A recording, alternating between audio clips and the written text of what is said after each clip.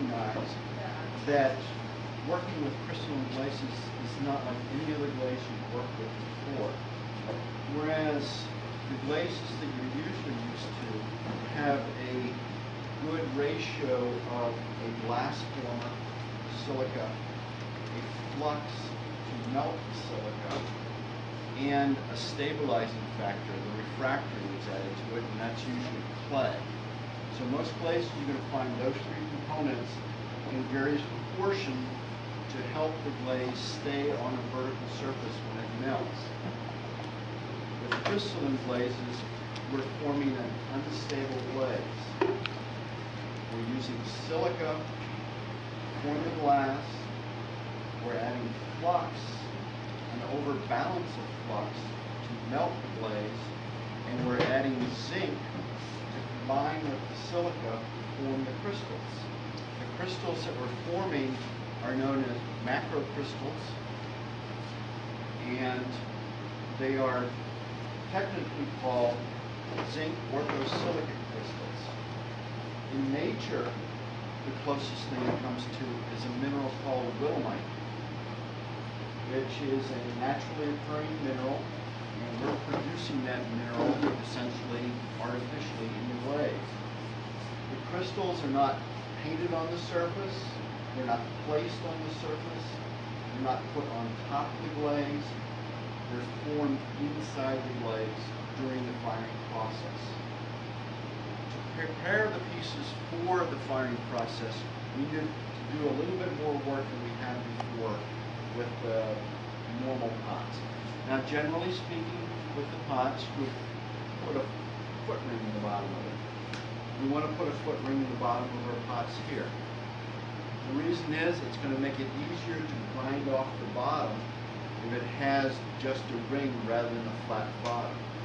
If you have a flat bottom, and some people do that, you may find you're going to have to grind the entire bottom off to get it all even and get all the glaze that might run underneath of it off.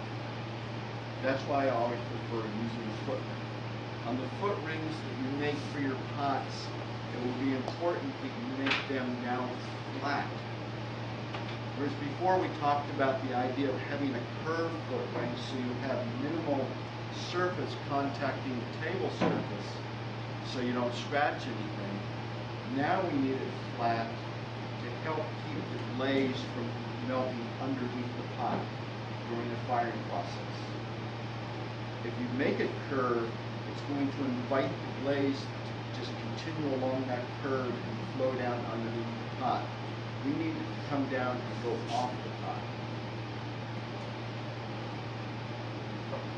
In order for the crystals to be formed in the glaze needs to be molten and it needs to move. We also need to apply the glaze very thickly to compensate for the glaze running off the pot. If you do not put sufficient glaze on the pot, a lot of it will have run off and you won't have enough left on the surface to form the crystals. Yes? If you're working with a flat piece? If you're working with a flat piece, I haven't gone to that yet. Oh, sorry. Generally speaking, you're going to find that the crystals will form the best on rounded forms. They need both a slightly horizontal and a vertical surface to form those crystals the best. They will form on a strictly vertical surface, though it's a little bit more difficult to have that happen. As Don asked about the flat surface, the glaze isn't moving, but it will form crystals, and that demands that you put it on a much thinner application. With a bowl form, you have a problem with that in that you have both a vertical and a horizontal surface. Horizontal surface, you have no movement, but the vertical surface, all the glaze is running down towards the middle. So you have to be very careful how you apply the glaze in that you're applying a heavier coat at the top and you keep getting thinner coats as you go down towards the bottom. And I'll be showing you examples of what happens in bowl when you get just the right amount and if you get too much. Now, beyond the pot itself, you're going to need to create devices to keep the pot away from the catch bowl, which is going to be catching the excess glaze that runs off the pot.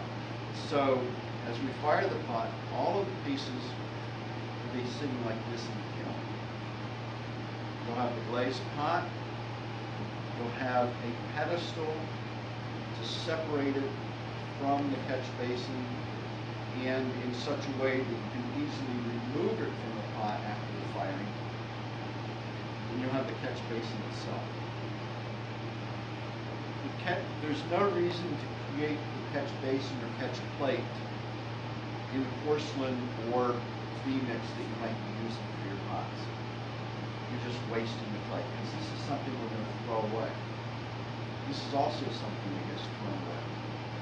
So there's no sense in spending a lot of time and effort in making these things out of something more expensive than what you have to.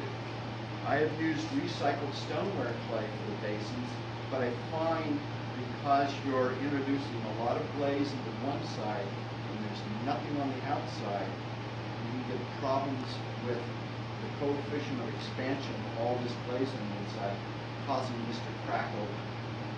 And that can happen during the firing itself. And you'll get glaze just leaking out onto the shelf, and we have to grind the shelf.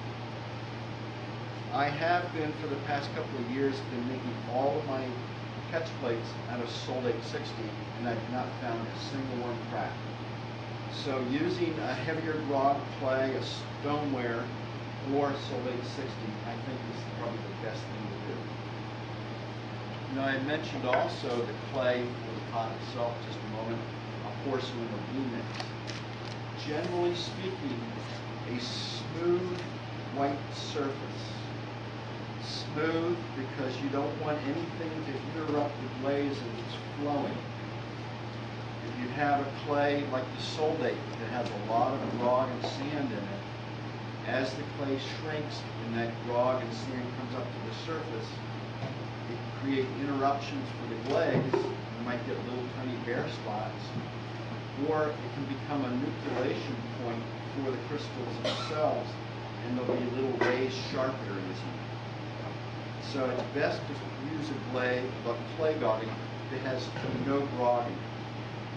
So that's why most potters use porcelain or V-mix. I just chose to use V-mix simply because it's a lot easier to work with than porcelain. It's a lot more forgiving than porcelain. Porcelain does not contain a lot of plastic clays in it. It's not a very plastic clay body. And it's very susceptible to cracking if you have uneven areas or if you have areas that are thicker and thinner. V-mix is a little bit more forgiving. It's actually known as a porcelainous stoneware. So it's different than a porcelain in that it has a lot more plastic clays in it and is less susceptible to cracking during the shrinking process. Though, if you're not careful with it and get too many variations in thickness, you can still get more cracking than you will with stoneware. I recommend using a cone 10 clay, even though we're only firing the cone 6. The reason for that is that the more interaction you have between the clay and the glaze, the more the glaze will pull the alumina out of the clay body. The more alumina you introduce into the glaze, the more interference it will have with crystal formation. So the clay body can certainly play a factor in the results that you get with the crystals. So a cone 10, V-mix, or porcelain are the best clays to use for our purposes. People that fire a cone 10 often try to find a porcelain that will fire to a much higher temperature, usually a cone 12. So again, they have less clay body interaction.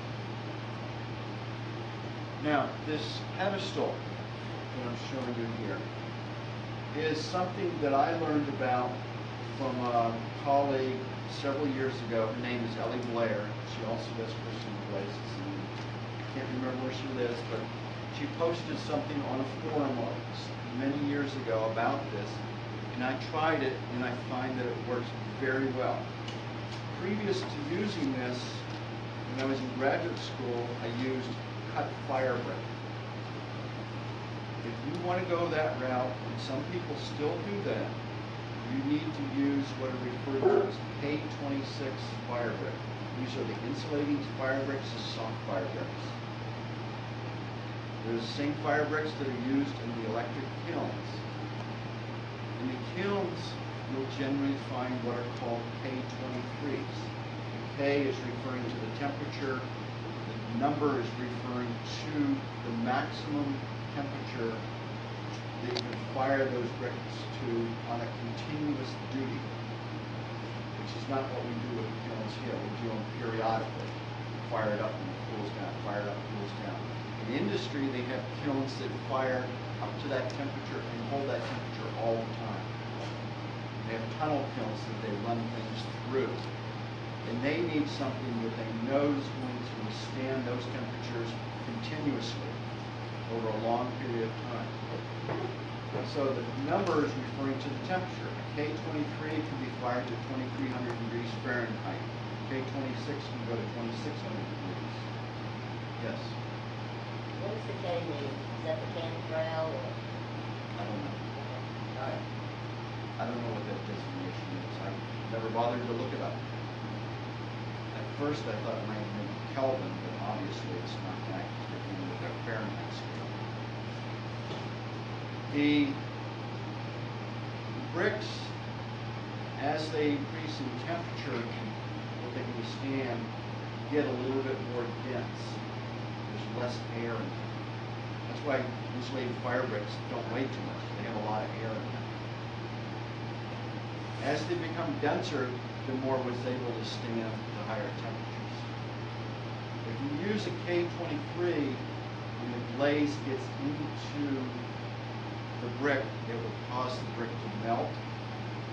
And if the brick melts, the pot falls over in the kiln. And I've experienced that. It's not a pretty picture, especially if it falls over into the wall of it. Then you can do a lot of repairs on the kiln. So back in the mid-70s, several different potters, and the one that was published, David Snare, came up with the idea of replacing the fire brick with clay.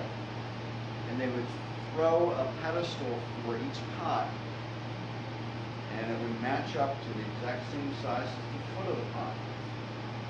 And they would create a barrier, either a mixture of alumina and kaolin, or just kaolin, between the pot and the pedestal, then chisel it off after the firing. Well, that works most of the time, but you can run into problems if the glaze gets in between the pedestal and the foot. It can stick there, and when you chisel it off, you can take off part of the foot of the pot.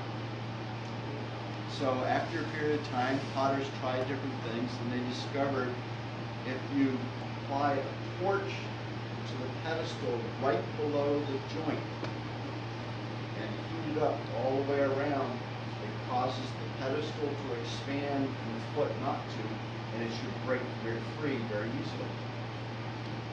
So that would require you go through this process of doing all that and also having the torch and take it apart.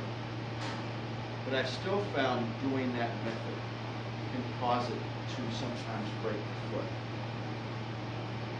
With this method that I've learned, you're creating essentially what is a soft fire brick, but I found that this material will not melt.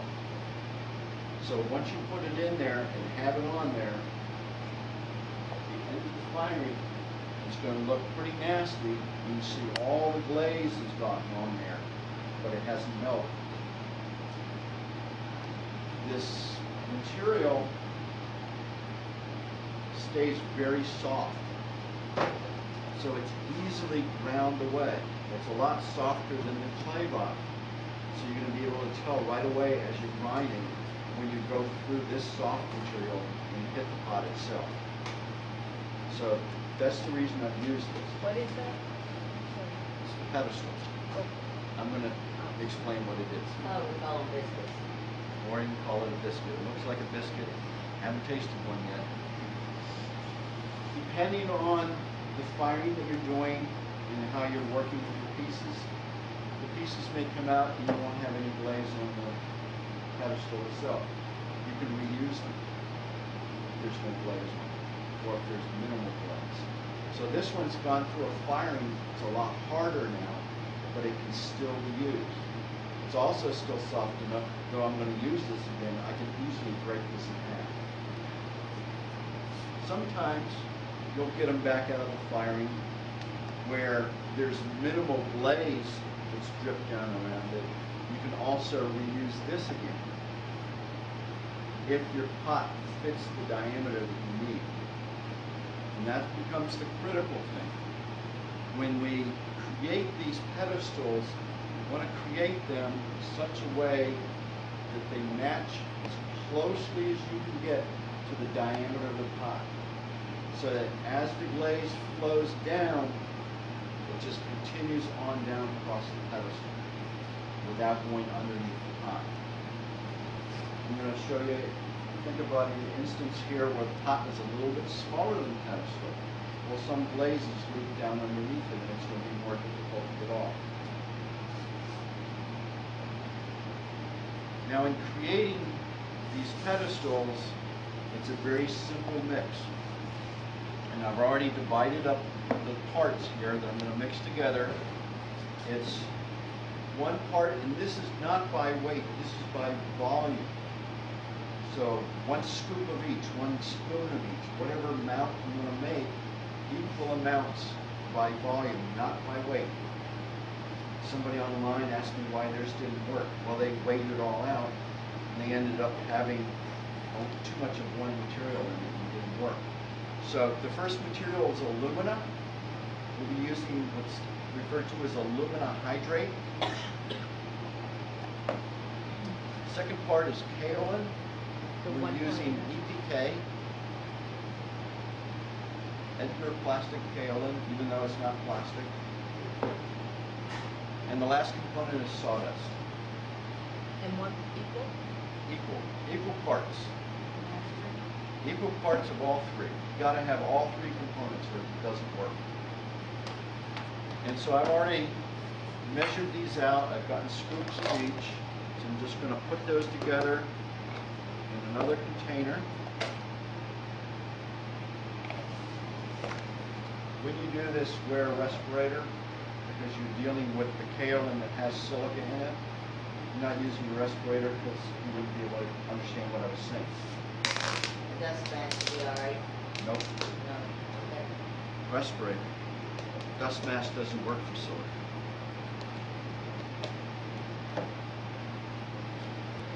Blend these a little together. It's very important that you get them blended together properly. If you have pockets of one material and not the other materials, it may cause problems with the pieces. So you dry mix. Dry mix it first.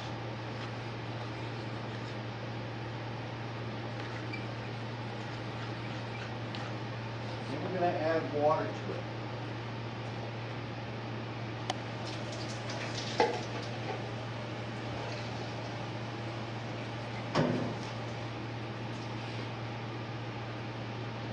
You want to add only enough water to bind it all together. If you add too much water, it will shrink too much. And when you match it to your pot, it will end up shrinking too much and be smaller than the pot. If you get it just with enough water to hold it together, there's very little shrinkage involved.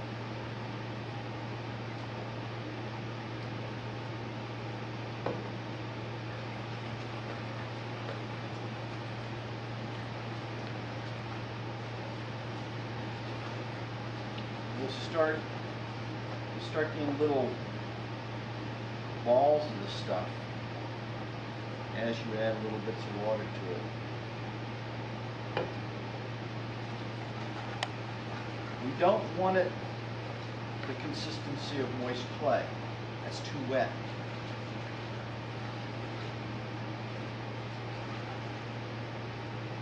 You don't want to be able to form it into a slab. I've done that before, and it has a tendency to shrink more. Just enough to get it to bind together well.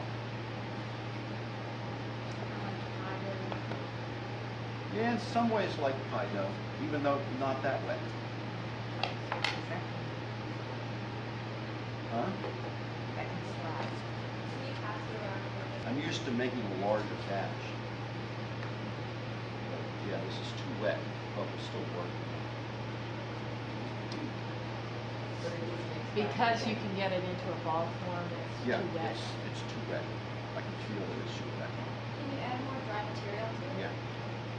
But I'm not going to go through that process right now. But it is mixed by hand, not tool. Well, you can keep mixing it with a fork if you wish, but I don't think you'd be able to get it to the consistency that you need. This is it's like twice as much water as it should be. So there's no sense in passing it around. You see that. Like this, you don't want If it. it looks like dough, you don't want it. Then we'll add more dry material. So it should be more crumbly. Maybe I'll go in there and get some more material.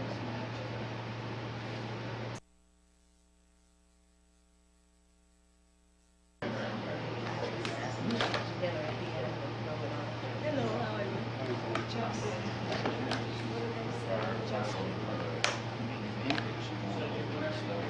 What? Right, exactly. This method that Dick came up with is basically using a cookie cutter idea, but now we're going to tamp the material into the form. And I've adapted my cookie cutters to that. What he's done is created a piece of plastic pipe and a device to tamp it down into, so we can press it all together real well. And I've just done the same thing with the cookie cutters that I have, so I can get exact dimensions, because mine are based on 1/8-inch increments. I have 11 different sizes together, so I can get them real close to the plastic cell.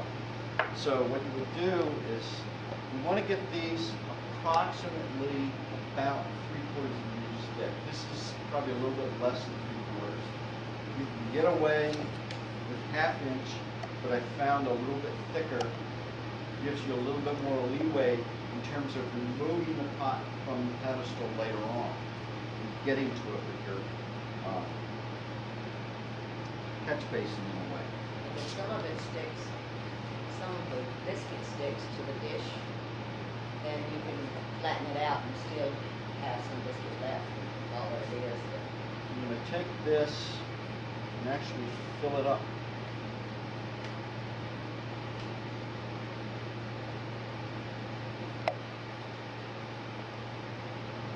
And then take the tamper, push it down. Can we use a little hammer? Can you use a little hammer? I guess you can. Oh, thanks. And then when you get ready to take it out, don't lift this out of it. Lift this up off of it and pull it away. It doesn't matter whether the sawdust is real coarse, because you're just packing it all into that area. So it makes a nice tight kind of thing. Obviously, what I've done with the pipes that I have at home, I've marked inside a 3/4 inch pipe, so I can push it down to that and get it equal all the way around. I find if you're not careful, you can get it uneven.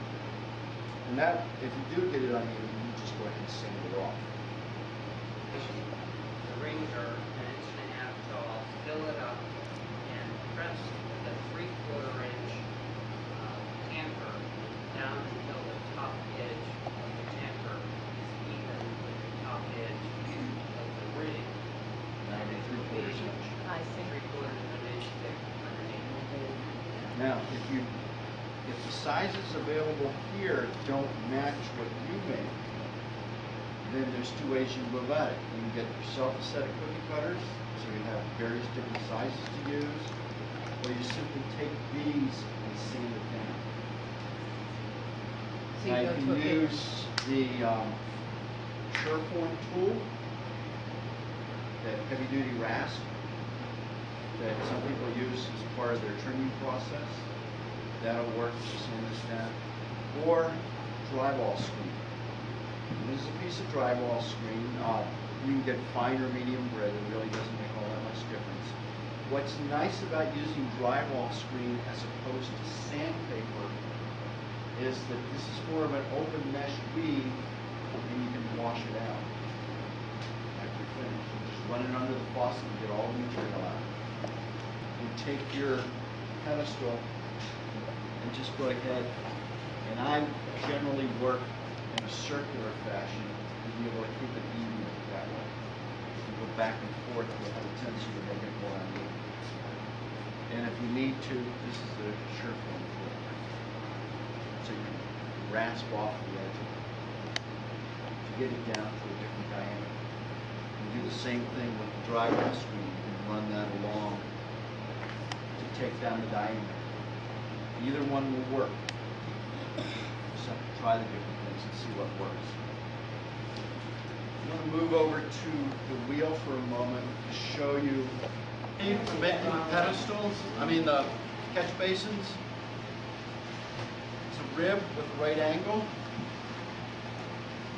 Your cut-off tool, sponge, and a wire.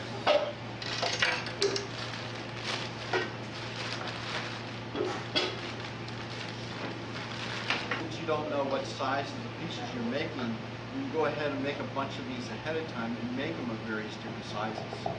So they'll be available. Obviously, as your pieces get bigger, you'll want the catch basin to be bigger also, to catch more and more glaze as it comes off the piece. So the bigger the piece, The bigger the piece, the bigger the catch basin. so The bigger the everything. it's not based on the top, the bottom of the piece. It's Based on the the more size. glaze will be running down. That's set middle.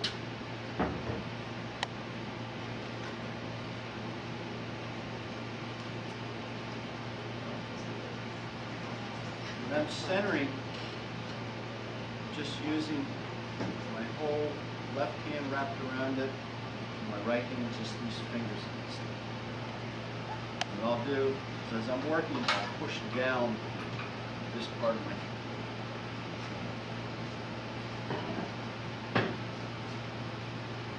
once you have it centered, you just take the side of your hand and push down with it and flatten it out.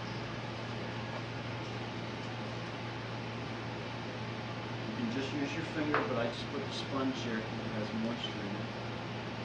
Pull it out. Make sure you don't make the bottom too thin.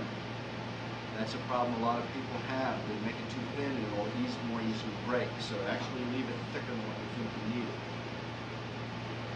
How thick is it? I don't know, how deep is deep? A fourth of an inch, a half an inch. Yes. Thicker Go ahead than you would pull up a normally little make wall. a boat.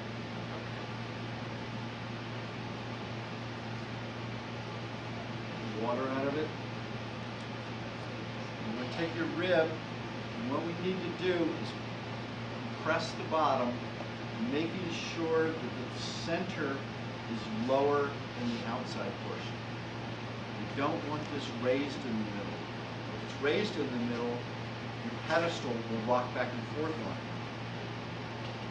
You just need to push down slightly. So it ever so slightly goes in towards the center. And take the rib and just push this out. And don't make this horizontal. Leave that raised up. You don't want it up too high because it's going to be more difficult to get the chisel into the pot in the pedestal. Remove it later on. But we don't want it too flat because we want enough area in there to contain the glaze. Go ahead and cut off this excess if you have any out here.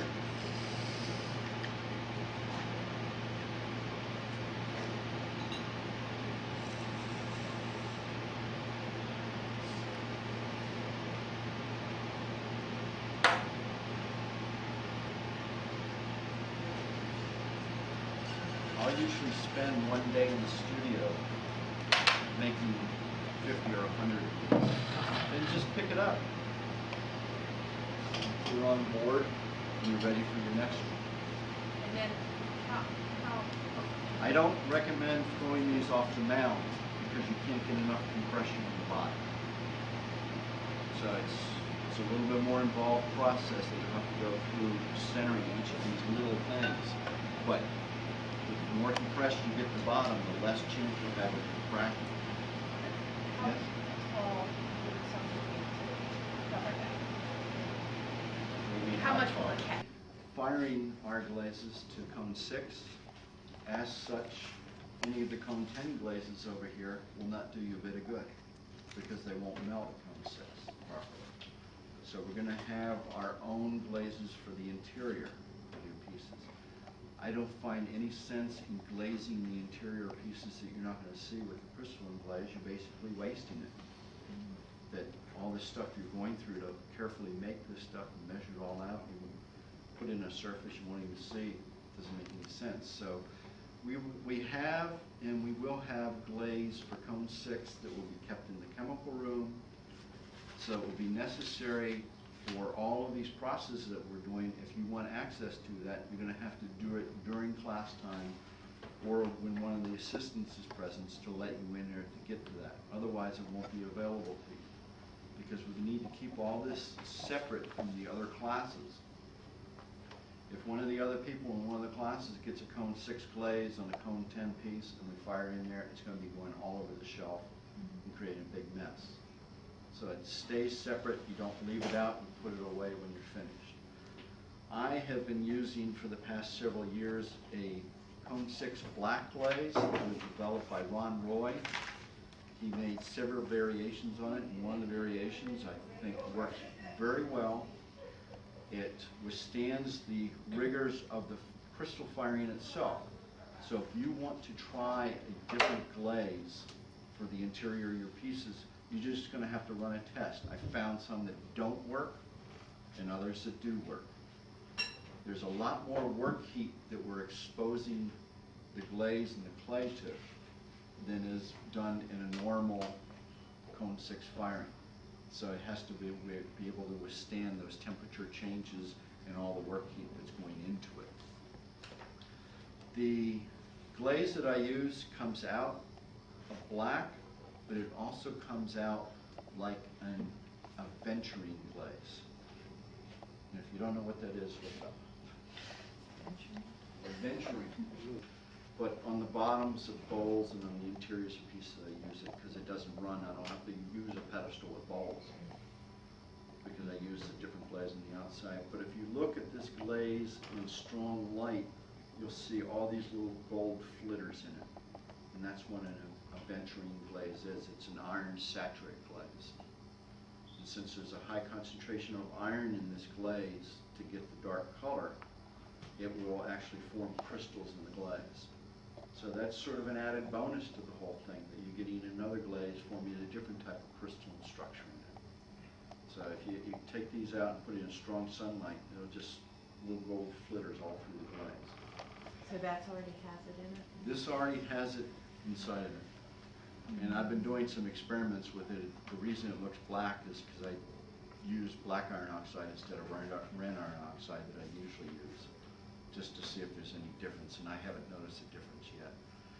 So what you want to do is glaze the interior, or in the case of bowls, the bottom of your bowls ahead of time, and have those ready to go. We're only going to be applying the crystalline glaze to the exterior of the piece.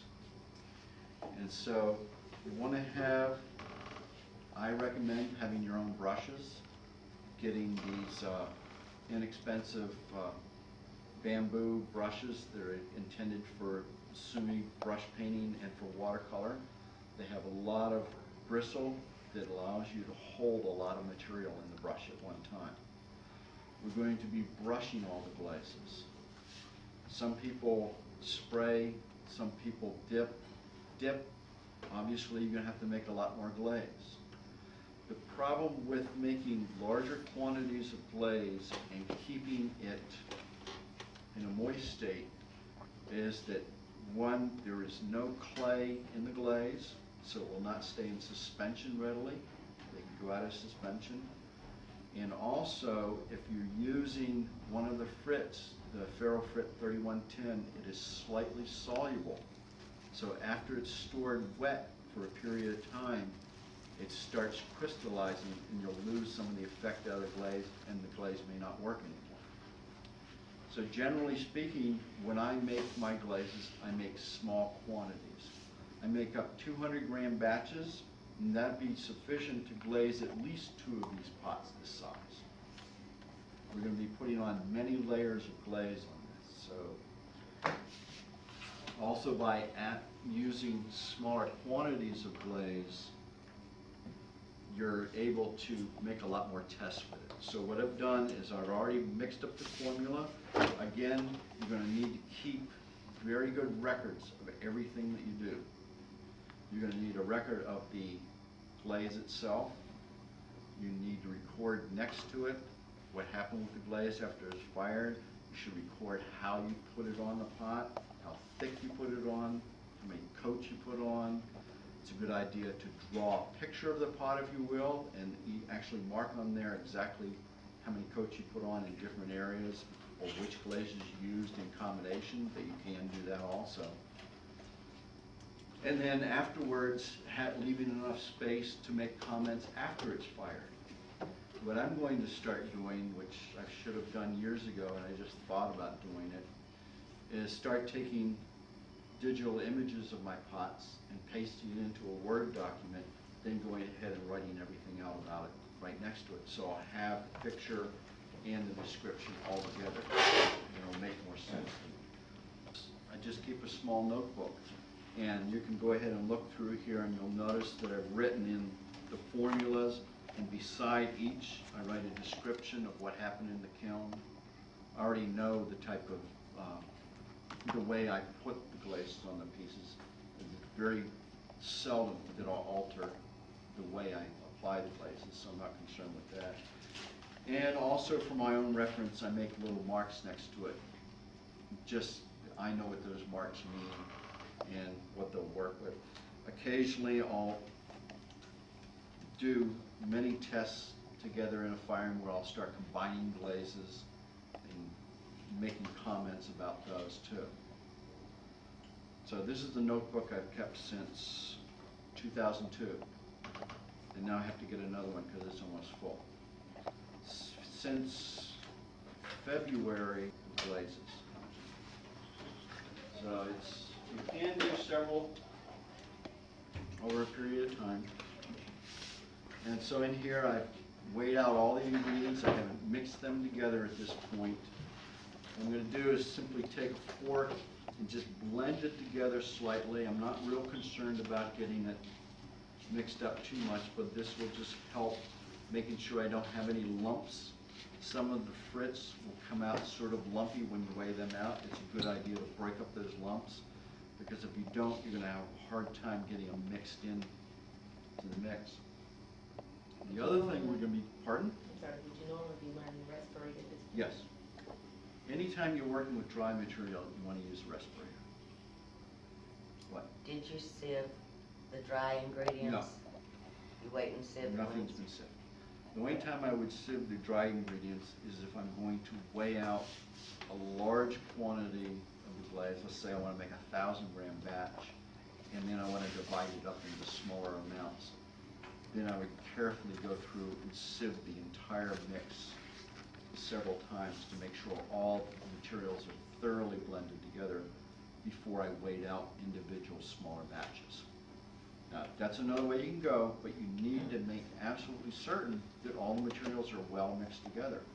Otherwise, you'll have one little batch of glaze that won't work the way another little batch, because you don't have all the materials blended together.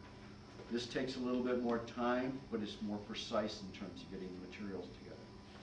I found that when making the 1,000-gram batch that we divided up, that the time spent sifting to get the even division is equal to just doing out 5 200s straight in a row. You know, 200, 200, Because you got to spend the time. Okay, now, since We don't have any clay in here to help keep everything in suspension. We need to add materials to the glaze mix that will help keep it suspended while we're brushing it on. And different potters working with crystalline glazes will use different materials. Some will actually add clay to their mix. But I found staying away from clay altogether works better for what I'm doing. And what I've developed is using what's called CMC. It's a type of gum. It's an organic gum binder, and we add that to the glaze to help keep it in suspension and to keep it on the pot after you brush it on while the glaze is drying. The added bonus of having clay in a glaze is that will help the glaze adhere to the surface of the pot when the glaze dries. And it also hardens the surface so it doesn't rub off as easily. You'll find some glazes that you make up that have very little clay in it. After they dry, they'll be a lot more dusty on the surface. And that's why it is. It doesn't have enough clay in it. With this, if we didn't add any materials to it, it would be very dusty. You'd be knocking it off all the time, just handling it. So for those two reasons, we're adding a gum binder to it. The gum comes as a powder, again, it's in the chemical room, and we'll have some containers of it already mixed up. Now, the problem with mixing it up ahead of time, it's organic, it will start molding. And if you look closely, when you look at this later on, there's a little bit of mold already starting to form in here. If it That's burns only off, a it's week old. okay. And that's a week Unless old. you're affected by molds, then you shouldn't be doing it. So that's why I mix up small batches at a time.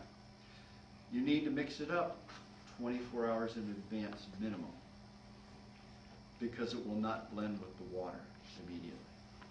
Now you can take a blender and get it blended in there, but I find just using smaller containers, and if you want to keep your own, you can. If you're going to bring in jars, do not bring in glass jars, bring in plastic. Too many klutzes, dropping the stuff and breaking it. It's just, in your own studio, always just use plastic with everything. That way you don't have to worry about things breaking and dropping. For this, mayonnaise jar, plastic, fill this up with hot water. It just seems to help the material go into it better. And I'll add 2 heaping tablespoons of gum, powdered gum to that. And when you add it to it, you'll see it just lay right on top of the surface. It won't do anything. It will slowly absorb the water. And when you come back to it the next day, it'll look like a jellyfish floating in it. And then you just take it and shake it up and it'll all blend together. I'm looking for a consistency somewhat like molasses or honey.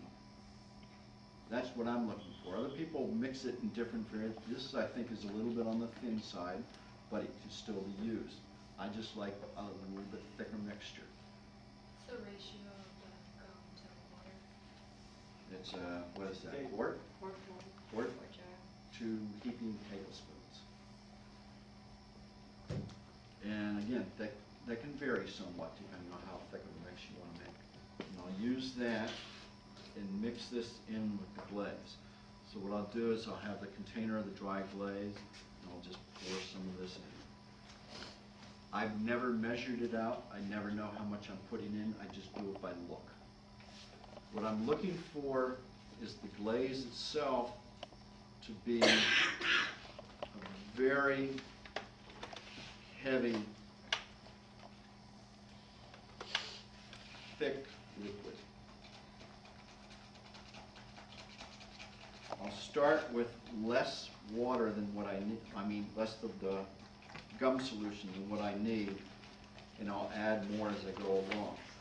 After I get this mixed up, I'll go ahead and use a stick blender to help blend it a little bit smoother to help it go through the sieves, and you're going to sieve this also. So this is a fairly involved process of going through. And again, you're going to need to come in during class time or other available times to gain access to the chemicals and everything.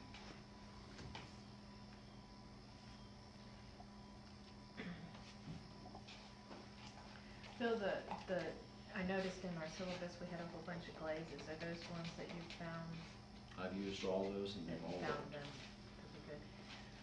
With some caveats that I'll get to later on.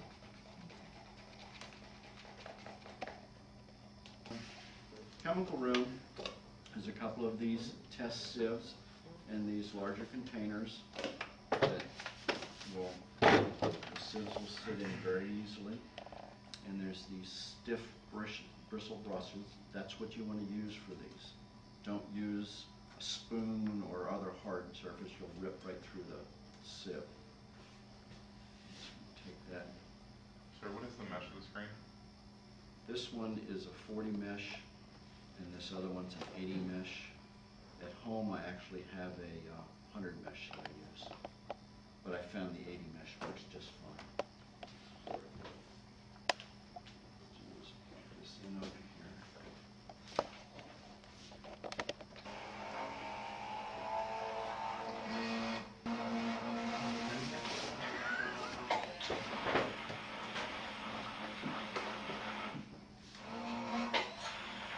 Again, it's not absolutely necessary to go through this part of the process. You could just go ahead and sieve it, but I find it helps to push it through the sieve if it's a little bit better blended. What, a milkshake blender? Yeah, and they were using it for test I glazes. had a copy of them right there. And everybody thought it was wonderful, and everybody could have their own cups and just come and mix a batch. Then get hungry and want to go out for a milkshake. It's okay. We thought you would bring that in separate. But Milkshakes for everyone. Like the consistency you wanted at? You know, it's a little bit thicker at this point, but since I'm going to be rinsing out the containers and saving as much of the glaze as I can, you want to start with it a lot thicker than what you need. Otherwise you'll thin it out too much.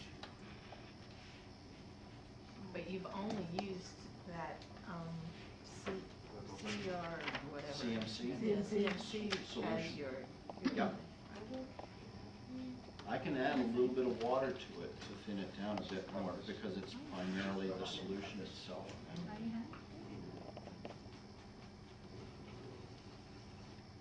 And you started, are you Because it starting had with the 40 sieve water. or the? Yeah. The 40s are more open mesh. Right. But they were happy for Or Oh, unhappy. the unhappy surprise. So what I'll do with this, a little bit of So we would need like 2 size 10, 1 iron, 1 iron. I think you told us to get brushes 6 and 10, so we'd have to get 2 of each. Oh, I just made those are recommended sizes. You don't have to get one or the other specific. Space not, want not.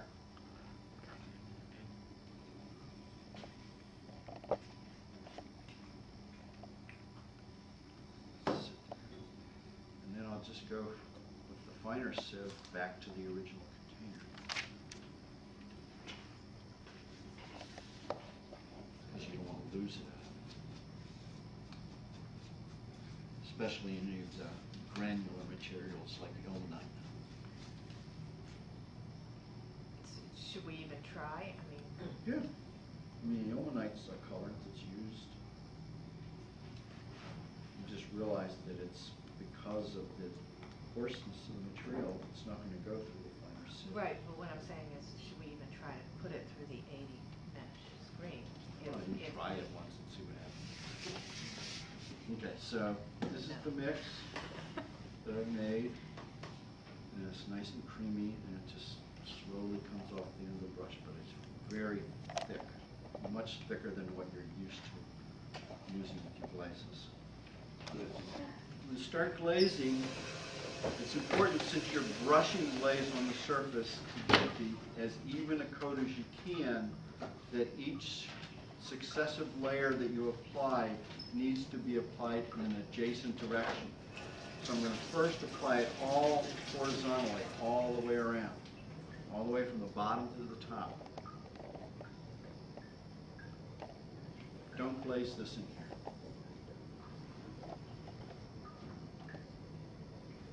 How does that rank? Sounds like a big copy machine. Speaking of which, you know when they got one in the office? No, they're gone now. Delma doesn't, is that? That's water.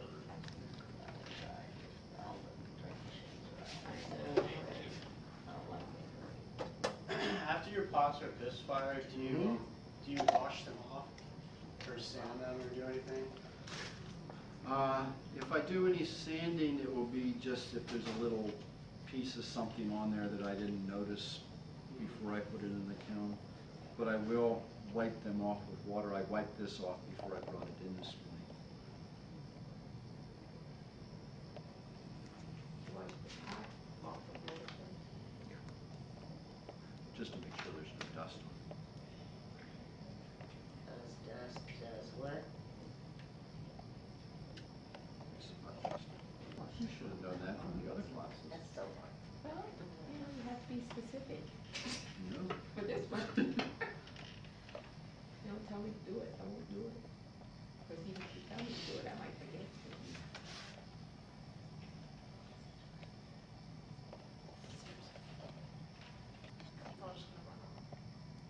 Well, hopefully not all of it, but it will run down. So you're not really concerned about getting it on there real even.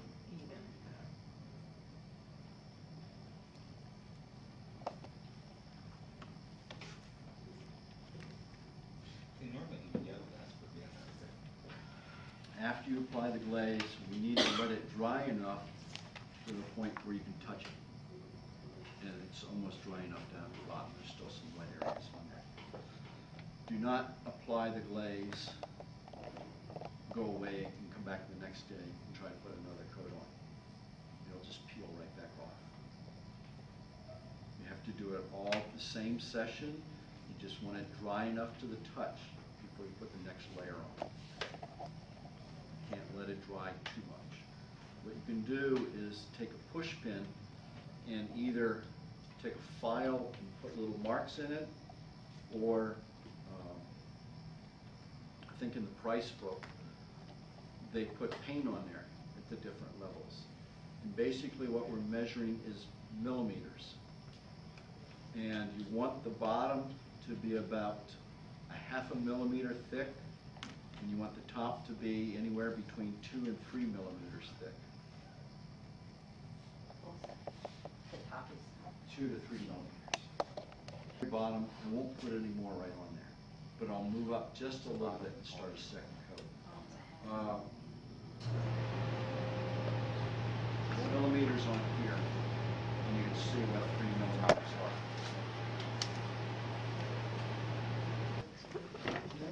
Now, I don't know if you can see it where I brushed on the glaze. I can see some little white dots where it really hasn't gotten all the way through.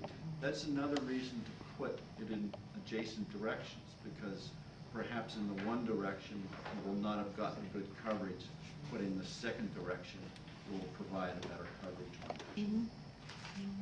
Not necessarily going all the way to the bottom.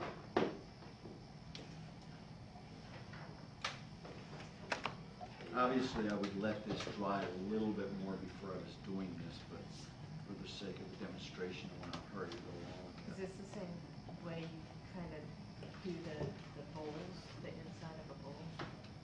Yeah. Second glaze.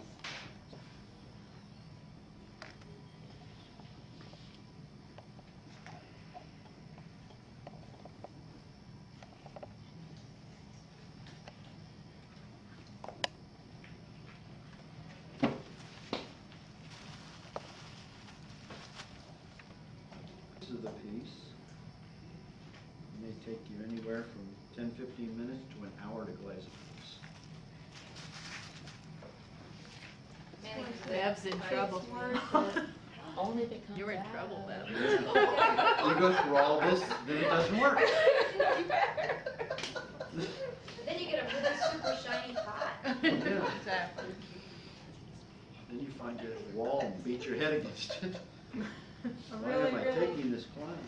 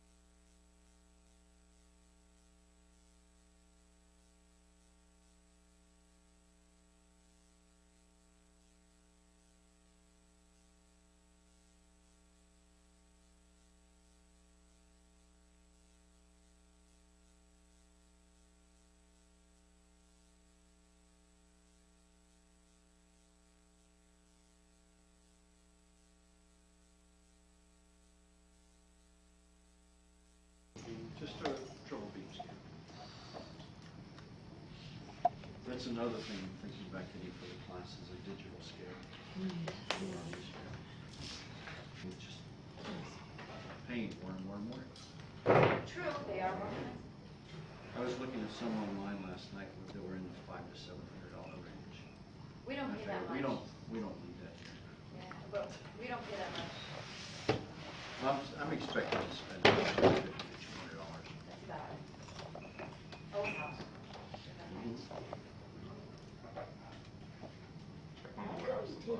Hair dryer and dry faster. No reason.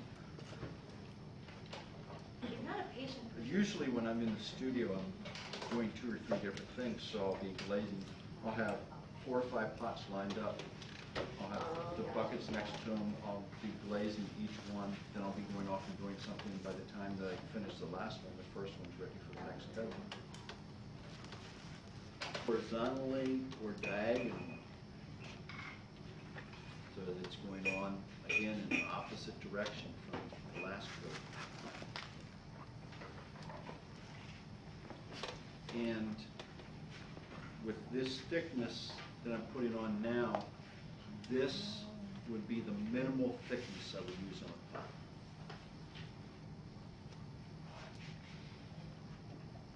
Minimal. So it's real thick. It's not thick yet. How many coats do you usually do? Typical. Well, I don't think there is a typical one. Okay, I'll say 3 to 4 coats. But a lot of it's depending on how thick it is when I mix it also. Sometimes if it's thicker, I can get away with 3 coats. It's a little bit, this one I would say is about 4 coats to get a proper coverage. Sometimes on large pieces, I'll put up to 7 coats. Why? because I'm thicker. Did you have a baby already? Baby! Baby alarm. Oops. Because I need it on thicker because I know there's gonna be a lot more running. So. Now, the other thing you'll wanna have is an underglaze pencil to write down on the catcher what the glaze is. Now, when I mix up my glazes, I give each glaze a number or some kind of designation that I know what it means. For mine, all of the glazes I have right now start with 07. The year's 07. So if I look back in the book, I can know exactly what year I did that glaze. And Kind of like what was going wine. on. 07 was a good year, Yeah. kind That's yet to be determined. And then just the following number is just a succession of glazes. So this is number 109, so it's the 190th glaze I've made so far this year. So write out the entire formula on each batch of glaze. So it's there, I don't have to go back to the book to look for it. On mine, I also use, when I'm weighing out the glazes, some type of a mark on there to know that I put every material in it. So whether it's, some of them I have a little red mark, sometimes a little yellow ones. Every time I weigh out the material, I mark it off. So I make sure that everything that's supposed to be in there is in there. And I keep track of it, especially if you're in a situation where people are talking to you and you're doing other things, you'll forget to put one in there. But if you keep some type of a system, you got to figure what it is, whether you're going to mark it before you weigh it out or mark it after you put it into the container, whatever it might be, whatever makes the most sense to you. You just need to keep the consistency that you do the exact same thing every time. That way you're not forgetting things. So I would recommend that you write it on the side rather than the bottom. Simply because if this breaks open and it leaks underneath, you might hide the number. You'll never know what it is. I use a black one. I would recommend you use a black or a dark brown or a blue or green. All of those will stay at cone 10. Black is just has the greatest contrast to the other. So I just actually just write it right on the side of it. And also if I'm putting it down, moving around, I'm not smearing the bottom. You'll see on the sides of all these, sometimes there's more than one number. That's my designation if I use one glaze over top of another. I just put a stripe, and the first one that's on there is the top glaze, and the next one's the glaze that's underneath that. So you devise a system that works best for you, that makes the most sense for you. Now I need to wait until this is dry before I start handling it. But what I will do is after it's dry and I'm going to put it on the pedestal, I'm going to mix up a concoction of white glue and kaolin to put these together. In my own studio, I don't do this. But for your situation here, where there's going to be several different people loading the kiln and moving things around, if they pick up your piece and move it around and don't get it right back centered on a pedestal, well, it might screw it up during the firing. So what we want to do is glue the pedestal to the bottom of the pot. And the white glue is good. It's cheap. It glues it very quickly. In fact, once you stick it on there, you're not going to be able to move it around. You need to get it on there exactly right the very first time. And the kaolin is an added bonus that it helps to separate it after the firing. It used to be that we used alumina to do that, but we figured out that the alumina on a microscopic level, the shape of it is more coarse and round, whereas the kaolin is a flat plate, it's clay, and you can get a better seal with the kaolin than you can with the alumina. So that's why alumina is used. So we'll let that sit for a moment, and we'll move on to the next thing. And One that, question. This, you were saying put that on the container with, if in fact you have used it all up, you just, Mhm. the record is in the book. Yeah, I have it written in a book and I have it written on here. How long would, say, that glaze last if you didn't use it that day? I've kept glazes up to a couple months and I haven't noticed any change. I've kept them I up would to a expect- year.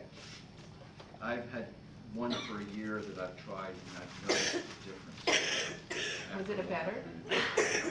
It's never better. These are not like wines, they don't get better with time. Okay, so after the piece has been fired, you will see some instances where the glaze catcher gets quite full, other instances where it hasn't quite run as much, other ones where it's not run enough that I can even save this pedestal to use it again.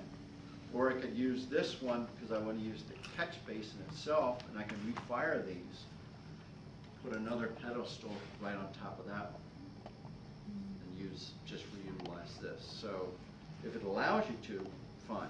If not, you just throw it away. And if the bottom glaze catcher gets kind of full, you can put another dish underneath it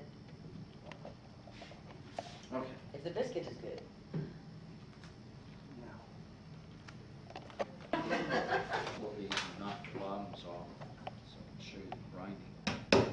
Wow, that's something you can grind. That one came off a little bit easier. And, I'm waiting for it to crack. huh? I'm waiting for the pot. But you can see this pedestal material is pretty crumbly. It comes off fairly easily.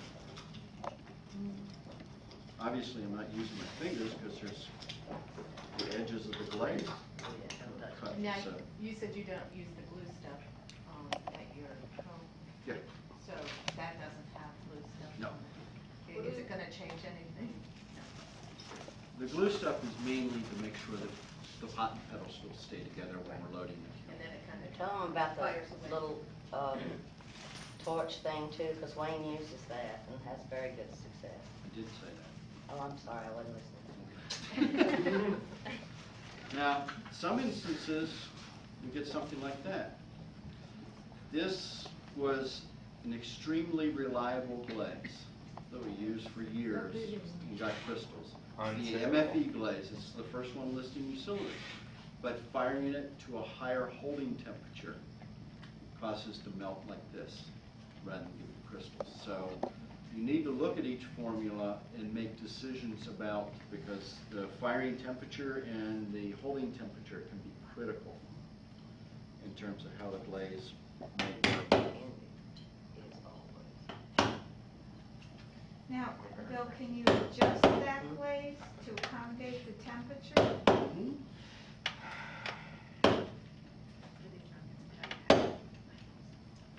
In this session, are you gonna talk about the holding temperature in other sessions? Mhm. Today. Everything, we're getting it all. Mhm.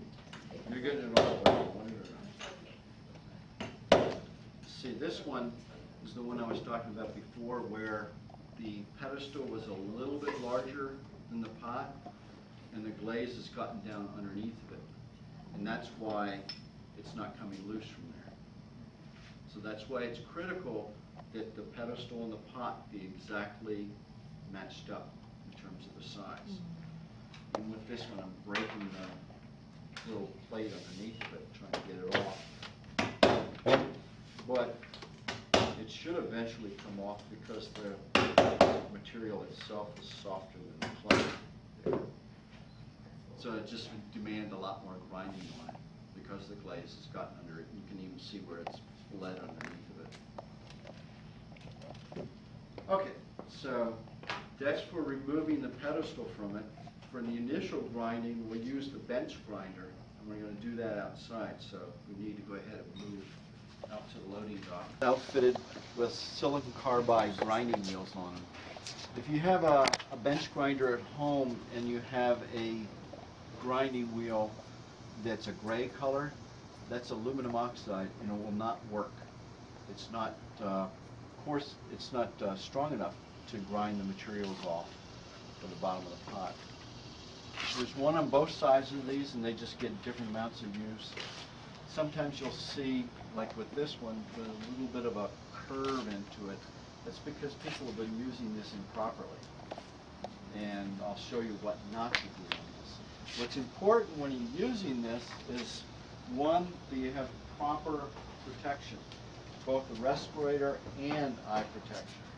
You're going to be grinding off materials that you don't want to be breathing, and you're grinding off materials that are going to be flying around. You don't want them in your eyes.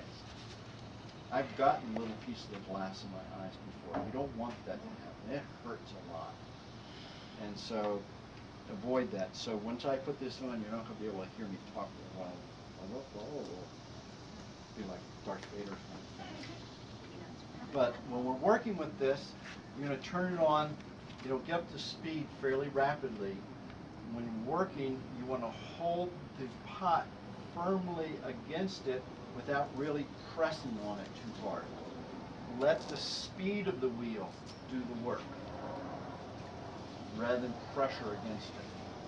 And the same will be for the other grinder that I'm going to show you in just a few minutes. So I'll go ahead and start with this one.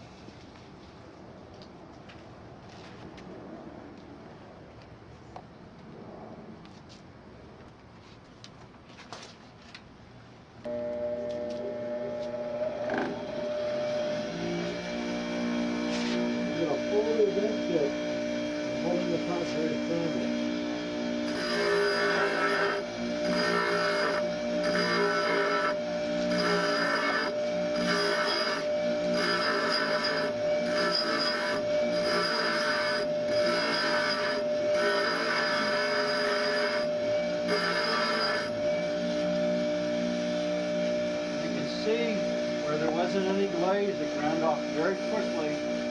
The area where some glaze leaked underneath, I'm going to have to hold it up against there to get that off too.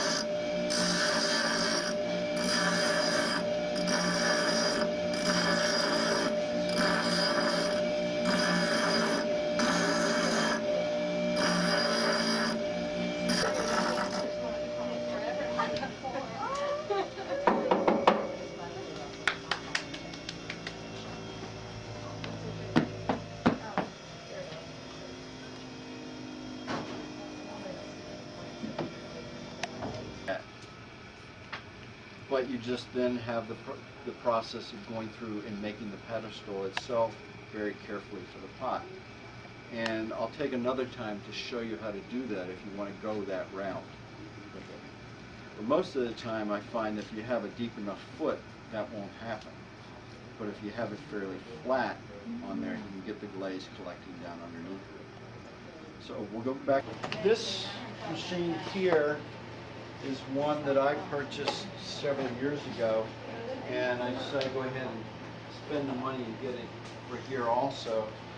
It's actually, it's called a flat lap. It's a lapidary machine for, you've seen stones and minerals and stuff where they've gotten one side flat and shallow. This is what they use to do it. This one is a, why is it?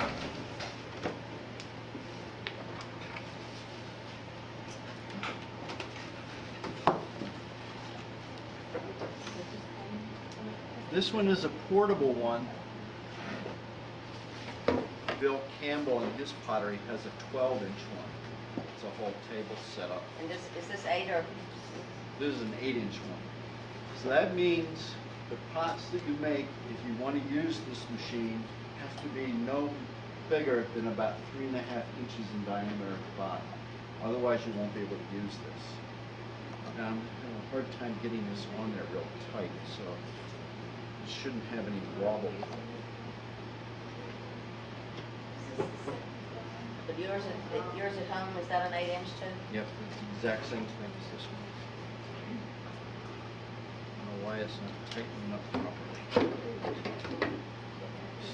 There's different grinding media for this. And the first one you use is a 100 mesh disc. The second one is 180, and I haven't set up the 325 yet. So we'll just use these two for today. What's nice about this is you use water while you're grinding and smoothing, so you can do it inside and you don't have to use a respirator with it. What we'll do is fill this container that has this little hose with water. And it has a little dial on the hose here that, and there's a little arrow on top, and the arrow's at a right angle to the hose itself. It's off, and when it's in line with the hose, it's on. And you set this up here, and I have found putting a rubber band around it will help hold it in place. You want it positioned so it's near the center, because what we need to do is keep this covered with water the whole time you're using it. The material that's used in this is industrial diamonds. And if you don't keep them cooled, you can break them down and they won't be of any use. Also on the side here, there's another cup you put underneath the drain. I'm sure somebody's going to forget to do that, but I have a big mess. So essentially it's a gravity feed water that's going to come off on there. And also I want to adjust it so that this barrier here is above the disc. Otherwise you're going to cover yourself with the stuff flying off. Take one of these pots here. What I want to do is, again, hold this firmly, but don't press hard down on this. Again, let the speed do it. We have in the past, and you're welcome to use these. These are also silicon carbide grinding discs that are used on the wheels, on the pottery wheels. We set up on the pottery wheel, but you still need to squirt some water on them. One, to hold down the dust if nothing else, but it also saves some of the media too. Where are those? They're going to be in that room with everything else. It will be on one shelf in there. Okay, we'll ready to go to show. And they're attached to bats, so if you want to use these, you're welcome to. Before I got this, this was the way I did it. The problem is the wheel doesn't go fast enough. The wheel goes up to about 200 and 250 revolutions per minute. This goes up to 1200 revolutions per minute. So you're using, again, just like the grinder outside, the speed to do the work for you.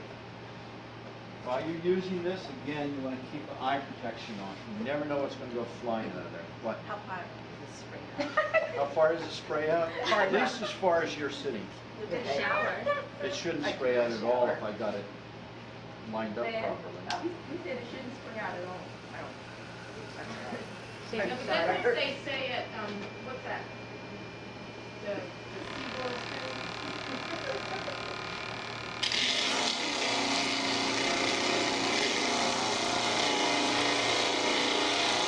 It doesn't take very long for it to smooth it off very well.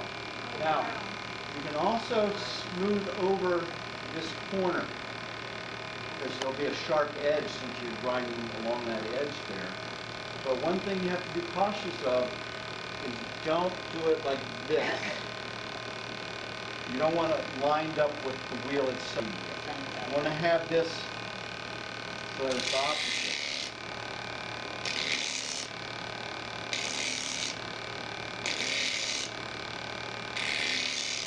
And make sure you don't rotate it too much, otherwise you'll grind the side of it. And I'll go ahead and pass this around so you can feel that. And just shut this. You can take and run your finger along this edge, and it's still fairly rough along that edge. Just pass Did you get it all that around. out? The inside stuff, I'll just use a Dremel tool to grind all that out.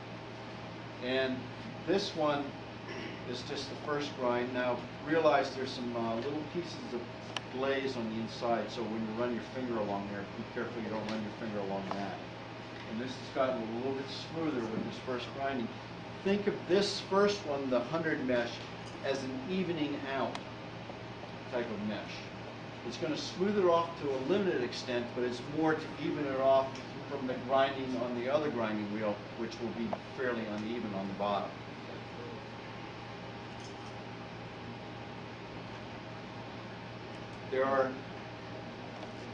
There's the screw that holds it down, and there are 2 washers. You're going to have to use 2 washers on this, so don't lose these.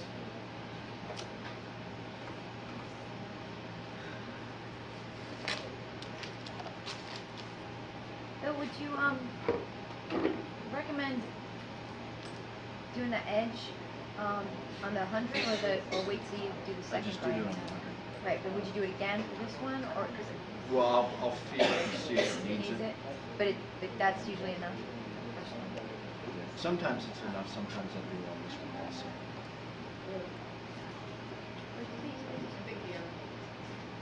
Well, I'm waiting for that one to come back around. Yeah.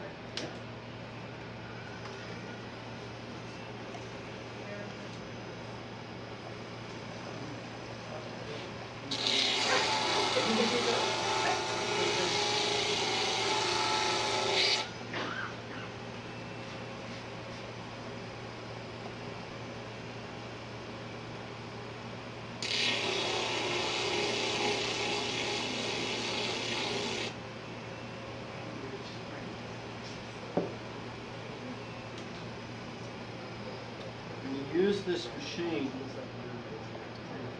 always use clean water in this one.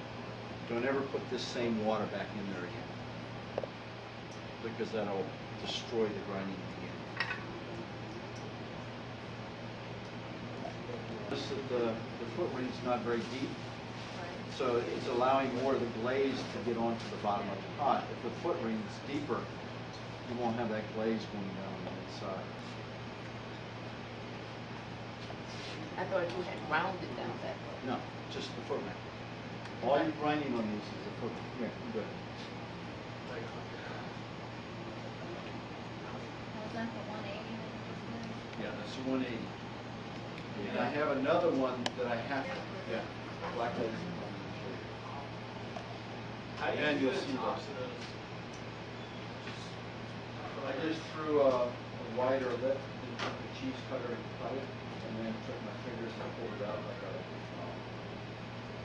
handle. Sorry. No, it wasn't relevant to Christmas.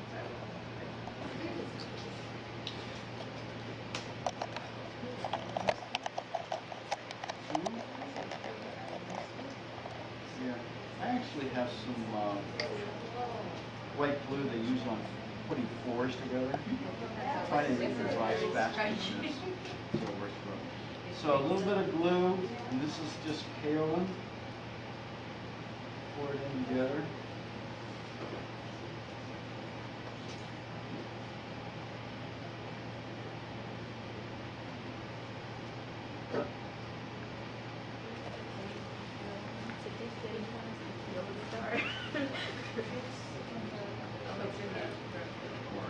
But what I suggest when you mix this, to get it a consistency, it's a fairly thick.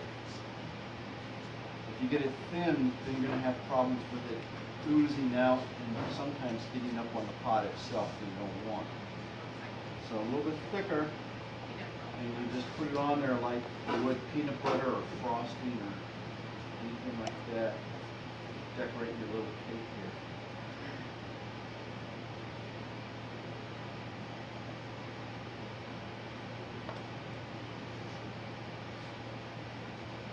Just line it up.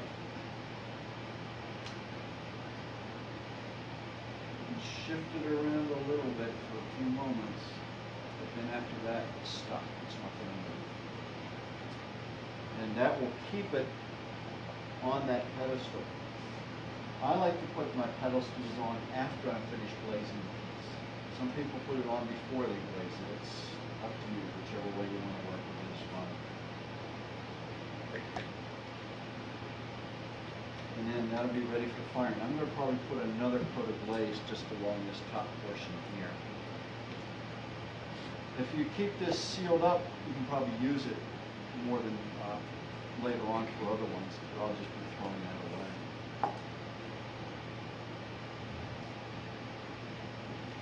Anybody have any questions so far just about preparing the pieces for the fire? No? I have one. Yes. Can you put a macro crystal? Can you? I don't know. I mean, have you? I've done them, yes. They're a lot more difficult to do because the application of them is different. You have to put them on very thin.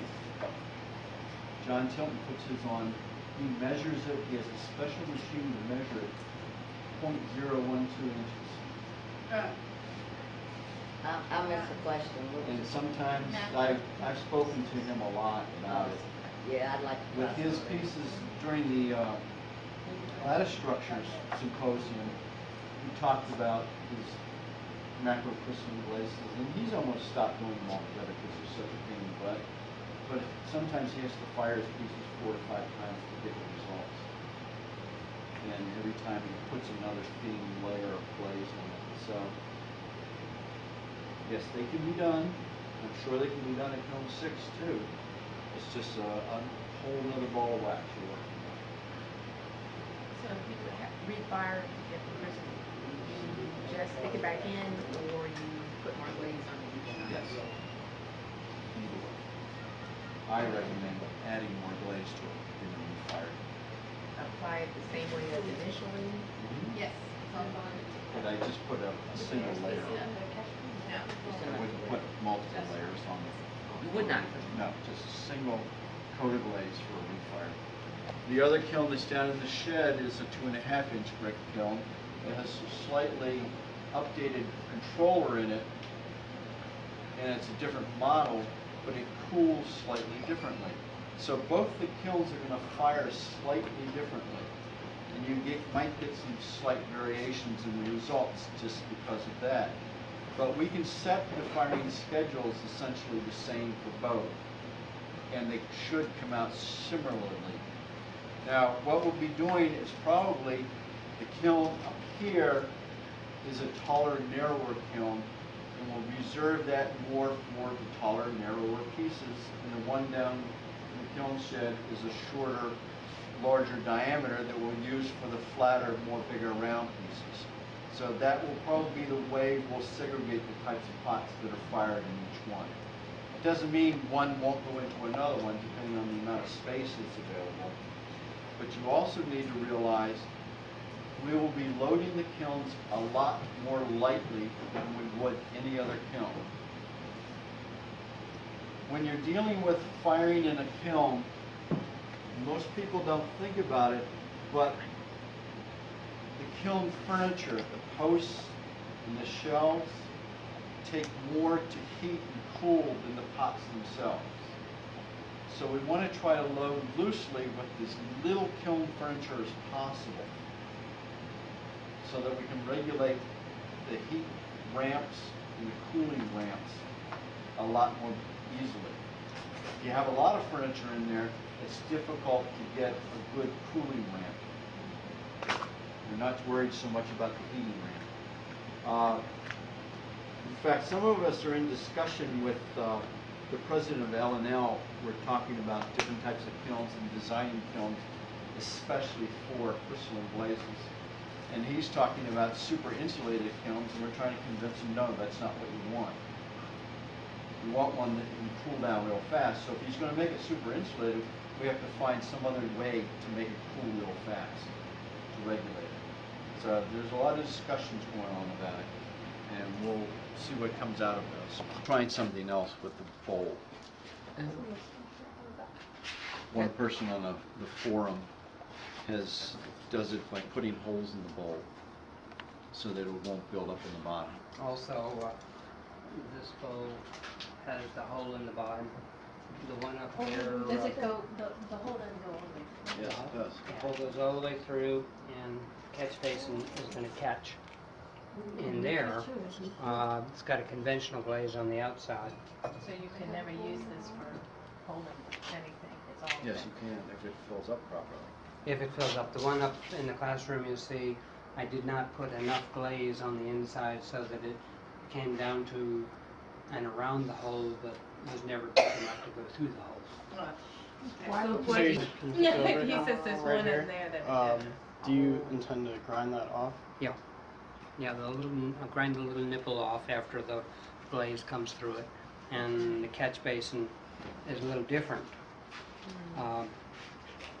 Because the glaze will just run right down inside. I don't need the biscuit. Biscuit would just gob it up and it would run out. So we'll see what happens. The programming of the kiln, some of you might have a question of why cone 6 instead of cone 10. But a lot of potters fire to cone 10 for the crystalline glazes, and that's pretty much a tradition since they came up with the technique. School, and we found here when we were doing all this with manual kilns is that we couldn't be here long enough through a day to fire to cone 10 to get a long enough holding time afterwards to be within a 12-hour time frame of being here at 8 o'clock in the morning and being here sometimes till after midnight to finish off a firing, because you don't just go away and leave a kiln to fire. If you have places or know people that do that, tell them to stop doing that. It's a stupid practice. It's a good way to burn down your house or burn down other things. Always should be there at the end of the fire. You should always use cones in the kiln. Even if you're using a programmer, you will not have a record of exactly what happened in the kiln without cones in it. So both of those things are needed within the fire. So the reason for the cone 6 in my instance was to find a temperature range that I could work with that would fire in a reasonable period of time. Now we will work with myself and the assistants on firing the kilns, making determinations on what you want the firing to be.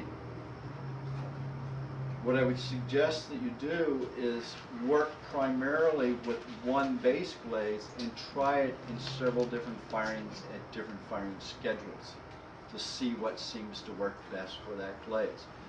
Every glaze has its own best firing schedule, and that's yet to be determined for each particular glaze. What's the best one?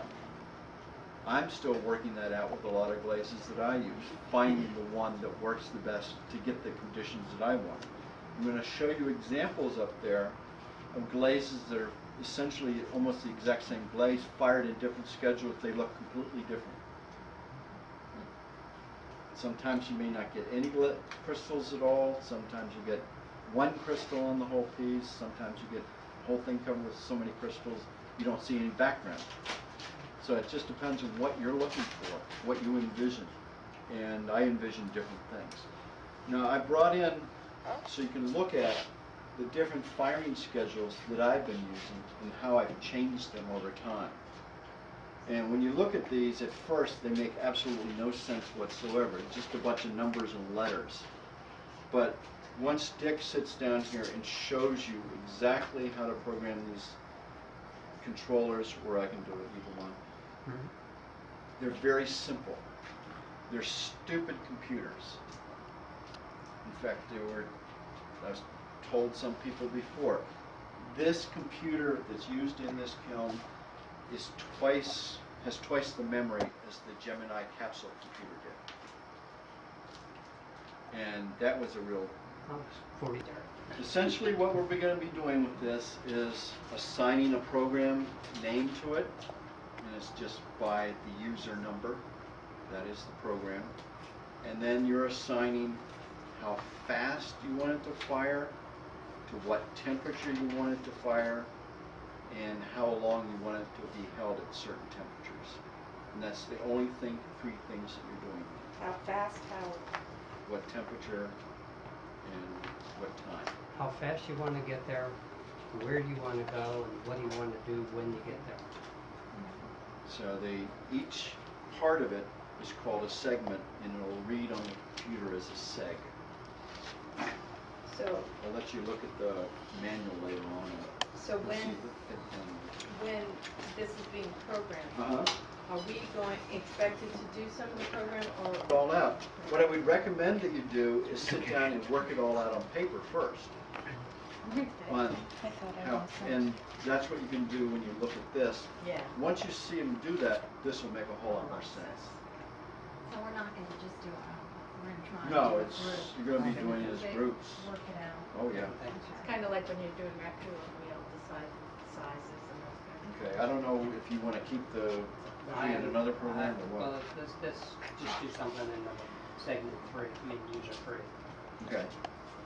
When you first turn it on, it'll go through some diagnostics, and then it'll begin to tell you the temperature that it is reading inside. It's going to read a little high because there's an offset built into to adjust for the insulation. So the fact that it says it's 96 degrees in there, it really isn't. A little cooler than that. First thing we'll do is press Enter Program, and it'll ask what user we want to do. For this one, I'll set it as user number 3. You have 4 possible users. I'll just use 3 for the heck of it here. 3. What does that mean? Is that like him, you, or? Yeah, You can whatever. have, you can It's just have the signing number. 4 pre-program, you can save 4 programs. Oh, I see. And I'm going to save this one as number 3. And press enter. How many segments does this program have? 6. 6 segments. Remember, a segment is how fast you want to get there, where do you want to go, and what do you want to do when you get there. So, how fast do we want to go on the first segment? If we're gonna do it like I did at home, the first one is gonna be 350 per hour. 350 degrees Fahrenheit per hour. Enter. And Every enter time comes af- after every Yeah. single thing you do. You always have to put enter into it to actually put it into it. It's like saying yes. And then after you get how fast you're going up, then you can determine where that stopping point to what temperature you want to be. And what I'm doing is I'm going to 500 degrees. 500. Okay. Then I'm going to determine if I want to hold it at 500 degrees at all. No. So I'm going to put it in 0. And then it should go to the next segment. Segment 2. Ramp number 2. Ramp number 2, we now want to go up 800 degrees per hour.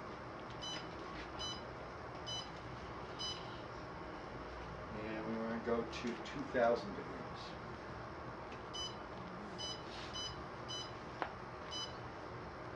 And there's no hold. Ramp number 3, we're going to slow it down to 250 degrees per hour. We're slowing it down because I want a little bit more work heat on the glaze as I'm approaching the final highest temperature. So from 2,000 degrees up to the final temperature, I'm slowing it down from 800 degrees per hour to 250 degrees per hour. This will make the heat work on the glazes a little bit more. And the reason for that is, as I approach the top temperature, I want to start burning off some of the nuclei that will seed the crystals. If you don't, you'll get so many formed in there, you'll sometimes even just get a rough surface. So that's why I'm slowing it down. And they get stacked. And the final operating temperature that I use at home is 2210. Now I don't know what the offset here for cone 6 what that will be. We'll have to see what Well, happens. we'll be finding out. Yeah. And that's why it's important to have the cones in there, because you program in a temperature. We know that cone 6 was fired at, I'm trying to remember from the cone chart whether it's 250 or 500 degrees, 270 degrees per hour would be 2232. But since we're slowing it down, it's going to put more work heat. It's going to make the cone bend at a lower temperature. So that's why we're sitting at 2210. That's what I figured out with my kiln at home. I can make cone 6 go over exactly the same every single fire. With that. For this one, we may have to alter it. It might be 2215, it might be 2200. We don't know until we try it. And on this, once we get to 2210, then there's going to be a 10-minute hold. Again, my kiln at home, at 2210, I'll look in the kiln, and cone 6 is at 2 o'clock. Put a 10-minute hold, in 10 minutes it's completely gone over by holding it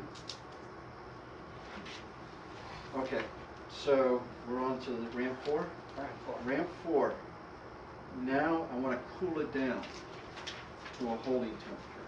I'm going to cool it down to at 800 degrees per hour. We have a vent fan, a downdraft vent for this kiln hooked up. The other kiln does not have a vent. So we can actually cool this kiln a lot faster with the vent in. So if you try to cool the kiln too fast and the program can't keep up with the cooling, it'll give you an error code. You just have to override it if you come back and you find that, because it will stop doing anything if you get an error. And we're going to cool this down to 2000 degrees. 2000 degrees is the first hold. And we're going to hold it there for 1 hour.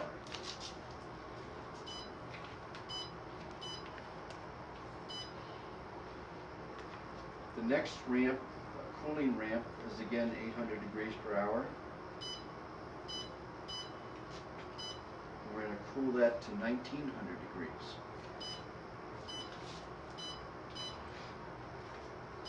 And we're going to hold it there for 2 hours.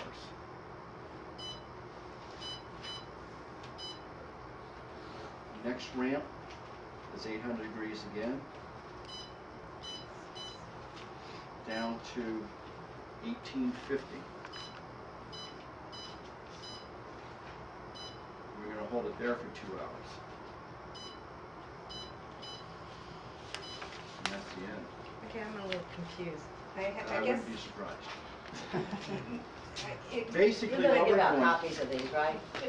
but what my concern is, what I guess in my mind, I had thought that the first number kind of told how quickly you're going up Mhm.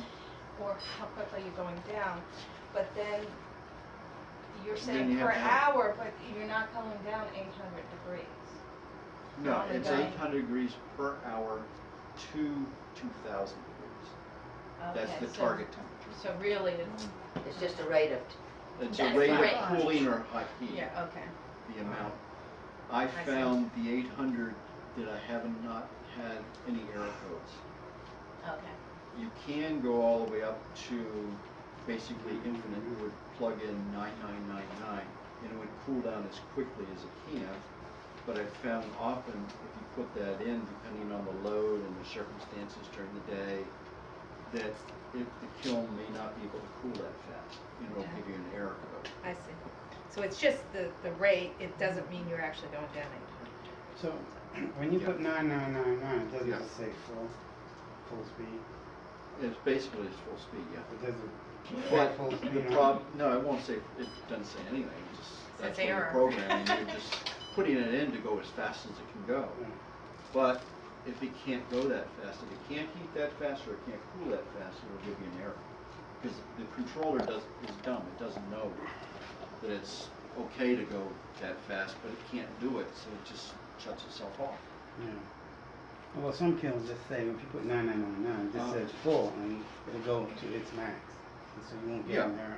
You can do that with every ramp in here. You can put in 9999. And it would go up as fast or as cool as fast as it's capable of going. But it might give you an error. But it might give you an error if it can't go that fast. So that's why it's better to put a certain number in there. Yeah, something about if there's a temperature differential, if it, Yeah, there's a certain number of seconds if it can't meet the differential. And if it's you know, not rising. the it's temperature supposed to. offset for the programmer as it reads the thermocouple has a ceramic sheath around it.